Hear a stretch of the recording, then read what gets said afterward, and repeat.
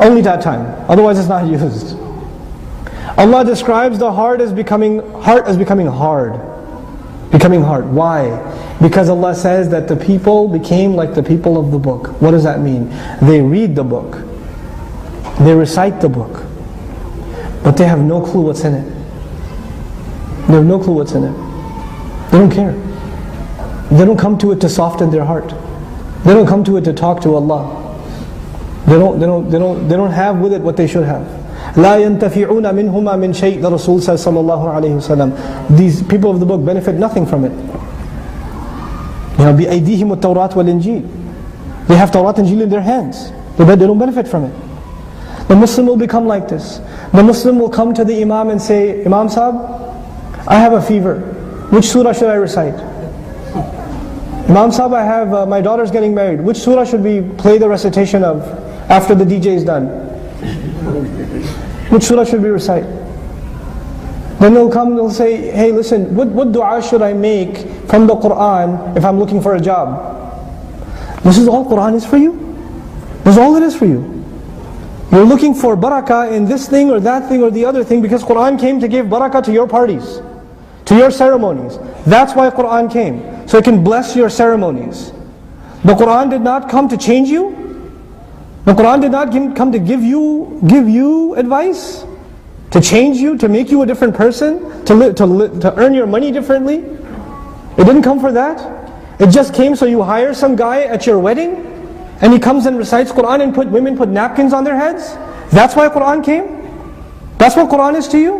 Or Qur'an came so you can have decorated large ayat in your home? Big giant Surah Al-Asr inside your house next to the big screen TV? That's why it came? Qur'an came so you can hang in the rear view mirror? Ayatul Kursi, because you don't have dual side airbags? That's why it came? What have we done with this Qur'an? What have we turned it into? This is a serious matter, folks.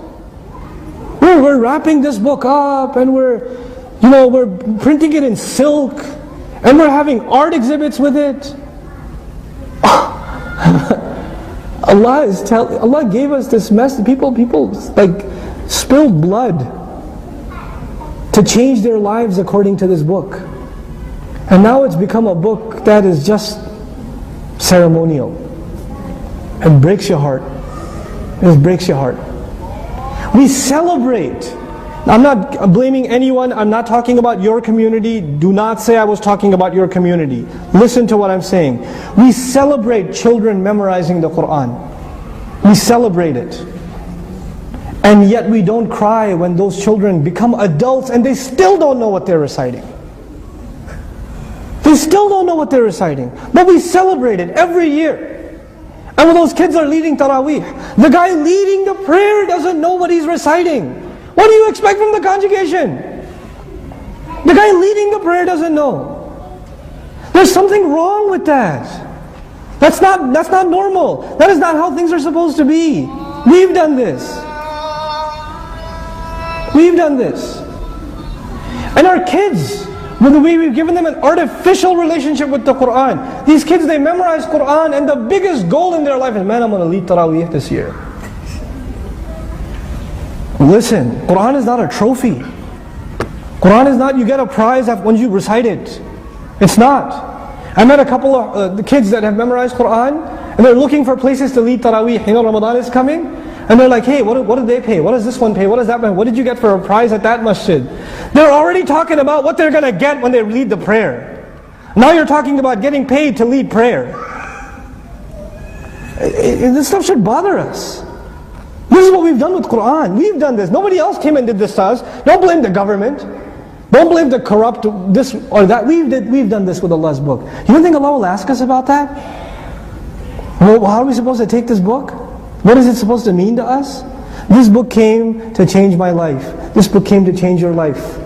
We have to remind ourselves of that. We have to remind our kids of that. You know, Hufadh of the Qur'an, back in the day, they used to be called Hamil of Qur'an, carrier of Qur'an, because it was understood they carry a huge responsibility. That was understood. You know? And I'm not just picking on the kids that are memorizing Qur'an, it's not their fault. It's our fault that we don't teach them more. And we better. we better. It's our fault we don't teach our community. It's our fault. I want to leave you with this. When I was in college, and I started learning Arabic, and then I started reading Qur'an, and I heard dars of Qur'an for the first time, I was very angry. I was angry. I was angry at the Ummah. How did they rob me? And I'm 18 years of age, born a Muslim. How did I never know what the Qur'an is? How come they never told me? How come they just expected I would just figure it out myself? How come they didn't tell me this book is the most important treasure I will ever have in my life? How come they never told me that 23 years of the most difficult struggle in human history, the struggle of Rasulullah sallallahu alaihi wasallam, the culmination of it was فَلْيُبَلِّغِ الشَّاهِدَ الْغَائِبِ بَلِّغُوا عَنِّي وَلَوْ آيَةً. Give on my behalf, even if you can give an ayah. Just give an ayah on my behalf. Rasulullah sallallahu alaihi wasallam just wanted the world to know this book, and my own ummah didn't care to give it to me. My own people. We left it. We can't live like this. We can't go on like this. We'll pay the price. Recently I found out 1.5 million Ottomans, Uthmanis, came to Ellis Island. 1.5 million immigrants had come to Ellis Island. 10,000 or less of their descendants are Muslim today. 1.5 million. Qur'an, guys. Qur'an.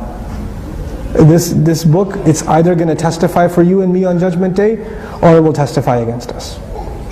Those of you that were in the class, I want to leave you with a reality check.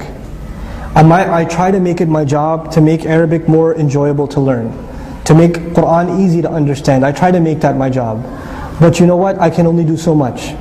This has to be a responsibility the ummah carries, every family carries. We gotta know our book, guys. Whatever Qur'an you've memorized, at least study that tafsir. At least request the imam to do tafsir of those surahs that you've already memorized. If you've already memorized the surahs from Juz Amma, just take advantage of our podcasts, free downloads. The only thing it will cost you is your time. At least learn what Allah is saying in those surahs.